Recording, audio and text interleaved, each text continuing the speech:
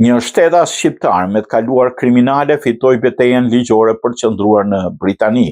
Dardan Hoxha i mbriti në Britani në vitin 2017 dhe u dënuar në vitin 2018 me 3 vjet burg për përfshirje në një operacion trafikimi droge me vlerë 750.000 pound dhe posedim dokumentit falsifikuar. Ai u dëbua në Shqipëri më 4 shtator 2018, po u rikthye fsherozi vetëm një muaj më vonë. Autoritetet nuk e zbuluan për rreth 3 vjet. Në vitin 2023 Hoxha kërkoi leje qëndrimi për arsye të drejtave të njeriut, kërkesa u refuzua nga Ministria e Brendshme, por apeli ju pranua në maj. Mbrojtja argumentoi se dëbimi do të ishte i padrejtë për bashkëshorten e tij shqiptare, viktime të trafikimit dhe abuzimit seksual, e cila vuan nga çrregullimi kompleks i stresit post-traumatik, ankthi dhe depresioni. Sipas avokatit, kthimi në Shqipëri do të përballte atë me vështirësi serioze në riintegrimi.